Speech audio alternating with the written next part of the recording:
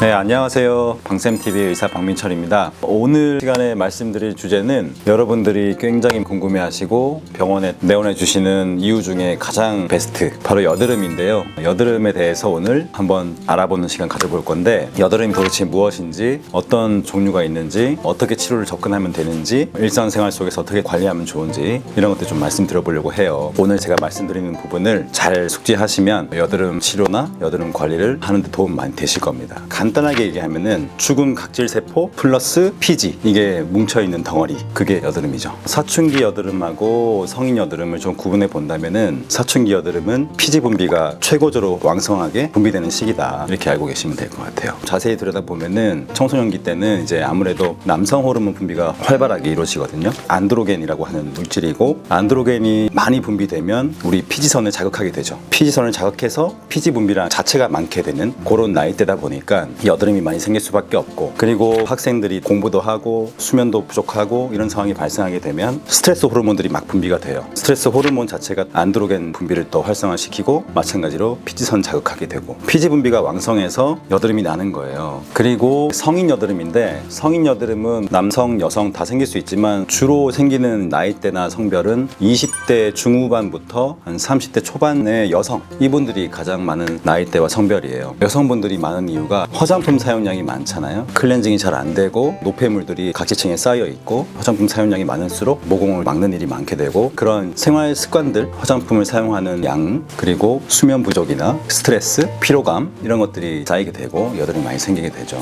앞서 말씀드린 것처럼 나이대로 나눌 수도 있었고, 그리고 흔하게 나누는 분류 방법이 모양이죠. 크게 보면은 우리가 흔히 말하는 좁쌀 여드름, 그리고 염증성 화농성 여드름, 이렇게 볼 수 있는데, 죽은 각질세포하고 피지, 이게 눈덩이처럼 뭉쳐 있는 거, 이게 여드름이에요. 이게 이제 점점점 쌓여서 눈덩이처럼 불어나서 점점 커지면 피부 겉표면에 이렇게 볼록하게 나와 있는데, 그게 좁쌀 여드름인 거고, 거기에 세균이 증식하게 되고 염증을 유발하게 되고, 땡땡하게 붓고 만지면 아프고 붉어지고 노랗게 곱는 염증성 화농성 여드름, 이렇게 되는 거예요. 각질층 자체가 원활하게 탈락되고 또 만들어주고 또 탈락되고 만들어주고, 이런 과정이 정상화되게끔 해주는 방법이 치료 방법이죠. 여드름이 생기는 원인을 세 가지 키워드로 얘기하면은 각질, 피지, 세균, 이 세 가지가 원인이잖아요. 근본적인 치료 방법은 그 세 가지를 해결하는 거. 그거의 대표적인 예가 정기적으로 각질층을 조금씩 제거해주는 필링, 스케일링, 이런 방법들이 있는 거고, 여드름이 생기는 두 번째 원인이 피지 분비량이잖아요. 피지 분비량을 줄여주거나 피지선 자체를 줄여준다든지 파괴시킨다든지, 이런 치료를 하면 되는 거죠.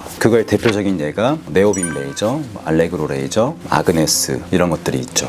여드름이 생기는 세 번째 원인이 균 증식이잖아요. 세균 증식을 막아주고, 세균이 잘 자랄 수 있는 환경을 없애주고, 세균 자체를 사멸시키고, 이런 치료를 하면 되는 건데, 그거의 대표적인 치료 방법은 PDT라고 하는 레이저 방법이고, 그리고 피아크네라고 하는 그 세균, 얘네가 증식을 하지 못하게 만드는 환경이 피부 표면 자체를 약산성의 상태로 만들어주는 거거든요. 우리가 약산성 제품을 좀 많이 쓴다든지, 이런 방법들도 치료 방법 중에 하나겠죠. 첫 번째로 충분한 수면 시간을 보장하는 그런 생활 습관을 가지는, 그게 좀 중요할 것 같고, 두 번째는 수분 섭취, 물 섭취를 많이 해주고, 그럼으로써 혈액순환도 많이 돌게 해주고 붓기도 잘 빼줄 수 있고, 그런 것들이 있을 수 있고, 그리고 약산성의 스킨 에센스, 이런 것들을 좀 쓰는 거, 그리고 피지 분비량을 좀 줄여주는 에센스라든지, 이런 것들을 좀 사용하는 방법들, 그런 것들이 있고, 또 가장 중요한 하나가 클렌징을 잘 해야 돼요. 화장을 하고 나서 선크림을 잘 바르고 했는데 밤에 귀찮다고 안 씻고 자고 이러면은 모공이 막히죠. 그래서 세안을 꼼꼼하게 잘 해주는 거, 이런 게 또 중요할 것 같고, 그리고 1, 2주에 한 번씩 정도는 마일드하게 각질 제거할 수 있는 제품들을 좀 써주는 거.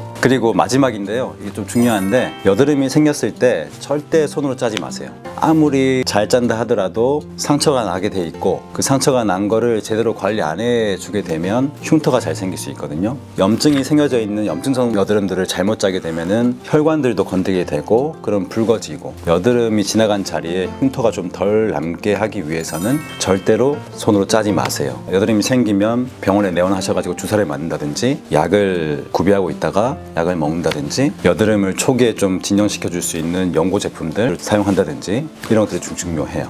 오늘은 여드름에 대해서 간단하게 제가 설명드렸는데 도움이 좀 되셨나요? 다음 영상에서는 치료 방법이나 이런 것들을 조금 더 자세하게 말씀드리는 시간이 있을 거예요. 다음 영상도 기대해 주시고, 오늘 영상은 여기서 마치겠습니다. 감사합니다.